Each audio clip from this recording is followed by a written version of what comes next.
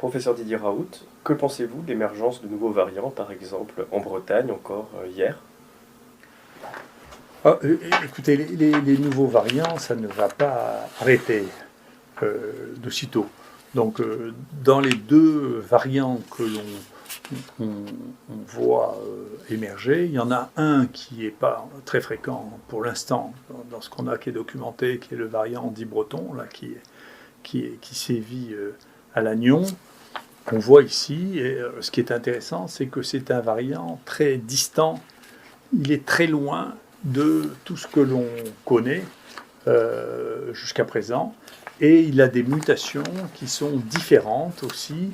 Je vais vous montrer la figure de la protéine qui sert pour le vaccin. Donc vous verrez, il y a de très nombreuses mutations, dont beaucoup sont spécifiques de ce virus.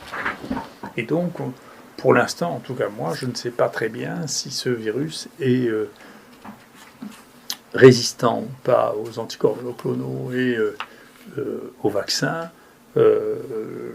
C'est quelque chose qui doit être étudié. Nous, on aimerait bien que les gens qui ont les souches les partagent avec nous. Nous, tout ce qu'on nous demande, dans le cas de cette maladie, on le donne, on échange les séquences, on échange les souches. L'inverse n'est pas vrai. On n'arrive toujours pas à avoir la séquence du vison français qui est séquencée depuis plus de 3 mois, qui est cachée, je ne sais pas pourquoi elle est cachée. Quand on demande des souches, même au départ, on demandait une souche au Centre national de référence de Lyon qui ne nous l'a jamais envoyée. Donc, dans ce pays, je sais qu'il y a des gens qui disent qu'on ne partage pas grand-chose, mais nous, tout est public. Et même à chaque fois qu'on envoie une publication, elle est sur notre site, tout le monde peut la consulter, toutes nos données sont consultables, parce que c'est comme ça qu'on doit agir quand on est dans une situation d'épidémie. Rien ne nous empêchera de publier les choses. D'ailleurs, le deuxième variant d'intérêt, qui est le variant Marseille 501, heureusement, on avait déposé sur notre site la publication qu'on a envoyée, mais je viens d'apprendre que Pavlovski, qui est un grand virologue, et j'en suis très content, ça fait plusieurs mois que je disais qu'il devrait être dans un conseil scientifique bien fait, parce que c'est quelqu'un qui sait faire. Du coup, il a envoyé un papier, il va probablement nous couper. C'est la vie, c'est comme ça, donc très bien. Et il a trouvé le même variant que nous on a appelé Marseille 501, je ne sais pas comment il l'a appelé, peut-être Créteil 501, je ne sais pas comment. Mais en tout cas, ce variant, il y en a maintenant une centaine ici. C'est un variant qui est fréquent, et donc on ne sait pas jusqu'où il va s'étendre. En tout cas, on commence à le voir dans différents endroits en Europe. Il est dans la région parisienne, il est ici. Et pour l'instant, il me paraît à ce stade un peu plus inquiétant que le variant breton. Voilà. Mais bien entendu, il va continuer à émerger des variants. C'est la nature de ce virus. Ce qui est étonnant, c'est qu'on ne sait pas quels sont les endroits dans lesquels il accumule ces mutations avant d'apparaître. Donc, ce qui laisse encore penser qu'il est possible qu'il y ait des réservoirs animaux dans lesquels il puisse continuer à se développer en cachette et apparaissent brutalement chez les humains après avoir accumulé un certain nombre de mutations. Ça reste mystérieux. Voilà. Donc c'est un élément qui fait partie du fait que ce virus, le seul modèle analogique que je connaisse, c'est celui des rhinovirus, qui sont comme ça aussi, qui mutent beaucoup et qu'on a toute l'année avec des variations épidémiques qui sont les mêmes que l'on voit ici en suivant les choses à Marseille. Vous voyez, donc ça c'est ceux qui ne sont pas atypés, ça c'est le Marseille 4 qui est né en France, probablement dans le sud de la France, et qui est en train de disparaître, remplacé par ce qu'on a appelé le variant anglais, et ici avec les variants sud-africains et brésiliens, et puis ici ce nouveau Marseille 501 là, qui est en train de se développer. Donc voilà la situation sur les variants. Concernant la vaccination, que faut-il penser de la mise en suspension de la vaccination par le vaccin AstraZeneca qui a eu lieu hier? Je crois qu'il faut être extrêmement prudent avec ces vaccins, parce que la période d'analyse des vaccins que l'on a l'habitude de faire depuis des décennies, qui est de les tester, de regarder les effets secondaires, d'évaluer l'efficacité, n'a pas été faite dans l'urgence. Moi, je ne veux pas porter de jugement de ça. Les gens trouvé qu'il était urgent d'avoir un vaccin, même si son évaluation était incomplète. Les gens qui ont fait ça ont pris des précautions pour que ce soit les États qui aient la responsabilité des inconvénients et pas eux-mêmes. Donc c'est pas eux qui ont des problèmes s'il y a des problèmes, parce que les États ont exigé d'avoir des vaccins rapides. Et donc ça veut dire qu'il y a des étapes qui ont été très courtes d'évaluation.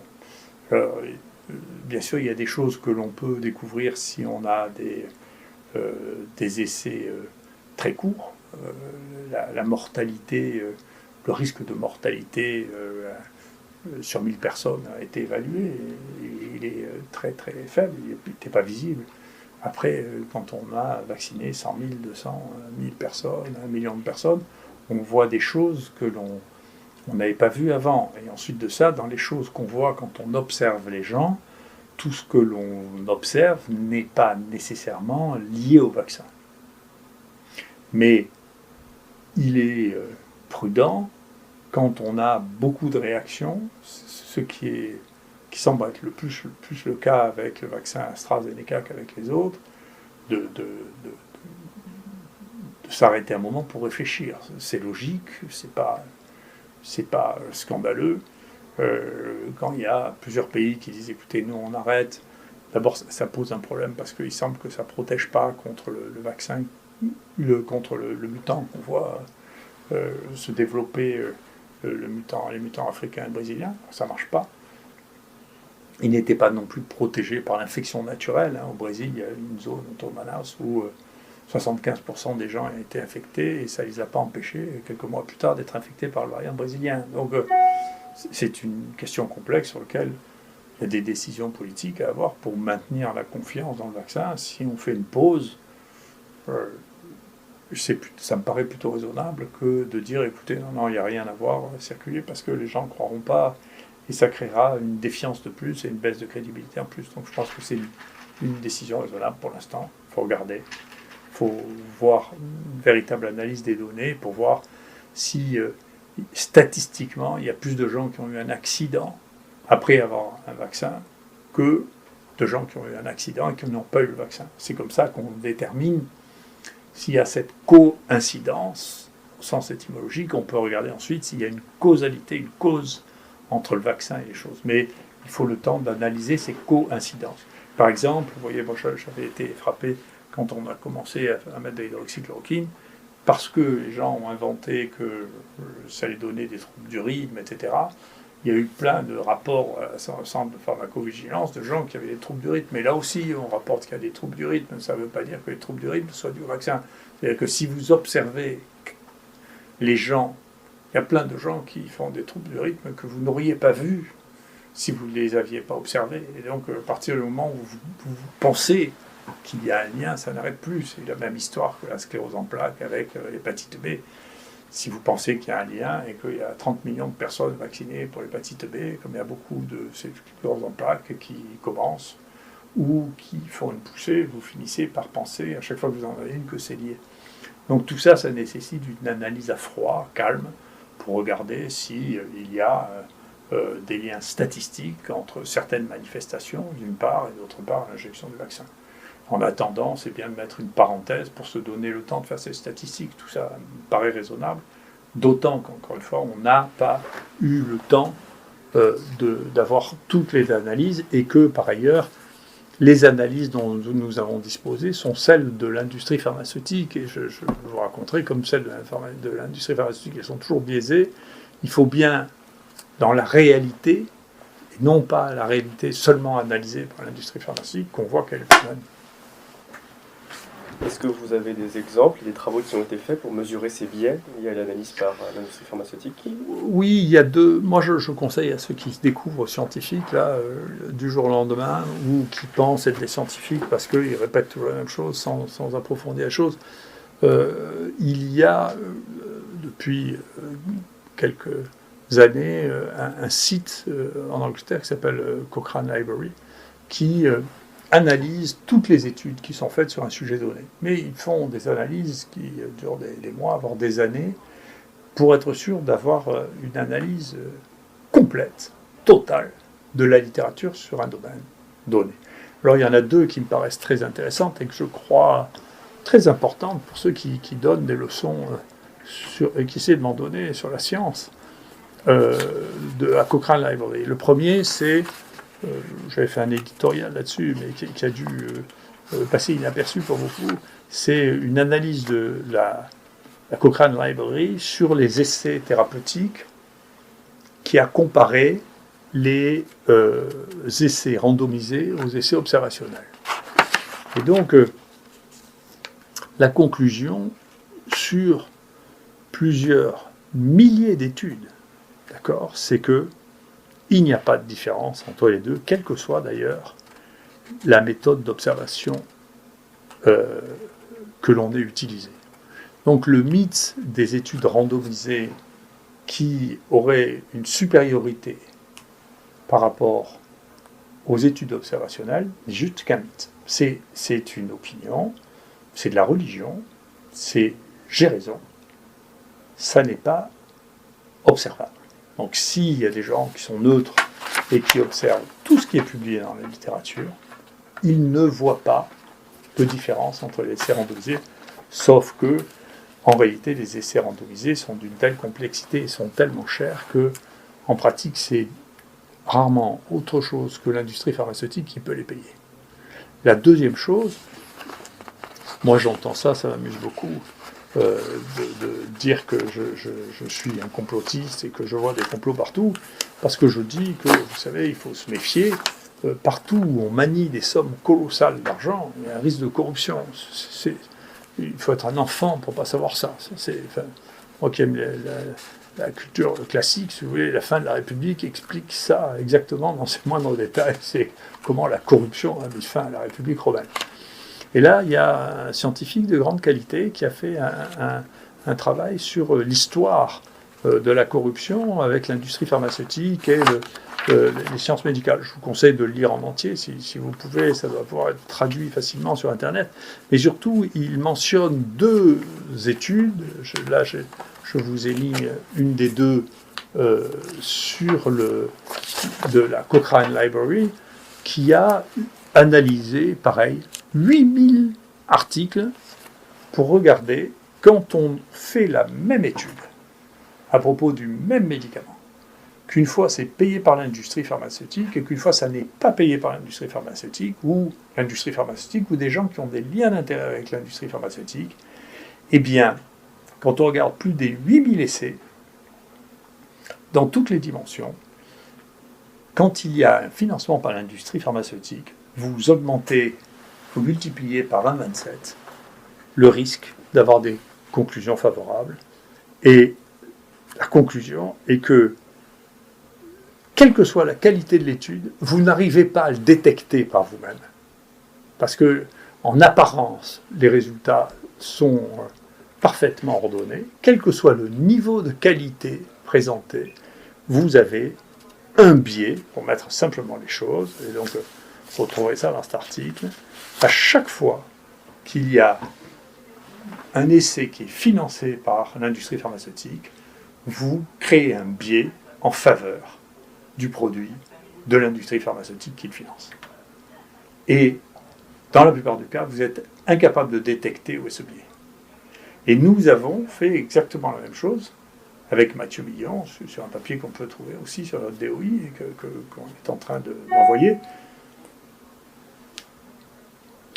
Si vous êtes financé ou si vous avez des liens d'intérêt avec Gilead, l'hydroxychloroquine marche 2 fois moins souvent que si vous n'avez aucun lien d'intérêt avec Gilead. Et vous avez une deuxième chose qui est très intéressante, qui est sur le papier Co19, sur le site Co19, vous avez, eux trouvent un biais extrêmement significatif avec le fait d'être américain ou de ne pas être américain. Donc si vous êtes américain, vous êtes contre l'hydroxychloroquine. Si vous n'êtes pas américain, vous trouvez que l'hydroxychloroquine marche. Donc voilà des biais que l'on peut parfaitement analyser dès que l'on a suffisamment de données, qu'on a la curiosité de faire de la science plutôt que des affirmations en tapant sur la table et en disant qu'on a raison. Eh bien, on voit très bien où sont les biais. C'est très facile. Il suffit de regarder la littérature pour ceux qui s'y intéressent. Après, ceux qui parlent de science sans lire de la science, et qui donnent leur opinion comme si c'était l'état de la connaissance, se pervertissent eux-mêmes, ils pervertissent leur esprit. Est-ce qu'on a dans l'histoire récente des exemples de corruption de cette nature qui auraient pu être poursuivis, qui auraient été bien identifiés? Déjà, je pense qu'il y en a une qui aurait dû être poursuivie, c'est que Gilead a réussi à vendre 1 milliard d'un médicament dont l'OMS disait qu'il ne servait à rien. Donc je ne sais pas pourquoi l'Europe a fait ça, je ne sais pas pourquoi le parquet financier ne s'empare pas d'une chose pareille, parce que je trouve ça étonnant. Mais oui, bien sûr, Pfizer a été poursuivi pour avoir dissimulé des résultats négatifs. En Chine, AstraZeneca et Pfizer ont été poursuivis. Ensuite, l'exemple que tout le monde connaît par cœur, c'est celui du tabac, qui a financé d'une manière extraordinaire des fausses études pour montrer que le tabac était bon. Là aussi, les États-Unis ont joué un rôle terrible, il faut dire. Là, ici, encore une fois, Noam Chomsky, dans les accords de l'OMC, en obligeant l'Inde à acheter du tabac américain. Enfin, donc, si vous voulez, moi je veux bien que les gens découvrent brutalement la nature humaine, la nature de la corruption et la nature de l'argent à ce niveau-là. Mais enfin, tout ça n'est aucunement une surprise, ni pour l'industrie pharmaceutique, ni pour les autres industries. C'est comme ça. Donc, le problème, c'est d'ailleurs pas tellement leur problème à eux. Le problème, c'est comment les États prennent des mesures pour avoir un minimum de contrôle de ce mécanisme-là, y compris dans les industries pharmaceutiques. Vous verrez, si vous lisez ce livre sur l'épistémique corruption, les gens de l'industrie pharmaceutique ont l'habitude de devenir familiers, voire amis, avec les leaders d'opinion. Et donc c'est beaucoup ce qui s'est passé. Quand on voit, finalement, si vous avez été invité 4 fois dans un congrès, vous avez mangé 5 fois avec des gens qui vendent des médicaments, même si on ne vous donne pas de l'argent directement, vous avez créé des relations qui sont des relations anormales, et donc vous avez perdu votre lucidité dans ces réactions anormales. Donc il faut y faire très attention, ça existe, ça existera toujours, ça fera partie de la nature des relations humaines, et donc il faut créer les moyens pour que ça ne dépasse pas, ça ne fasse pas prendre un risque pour la société ou pour sa santé, parce que ça empêche le développement de stratégies qui soient des stratégies utiles.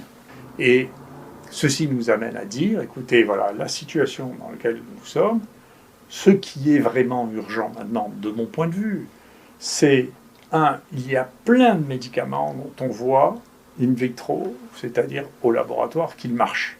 Plein de médicaments. Certains totalement inattendus, des médicaments psychiatriques, avec des confirmations cliniques. Il y a une très belle étude française qui montre que les gens qui prennent des antidépresseurs, pour d'autres raisons, font moins de formes graves du Covid que les autres. Il y a des essais sur l'ivermectine qui ont été publiés dans le monde. Il y a une quantité de molécules qui ont une efficacité in vitro, parfois associées à des études statistiques observationnelles qui le montrent. Il est temps d'arrêter de croire au Père Noël et à la molécule magique qui va sortir.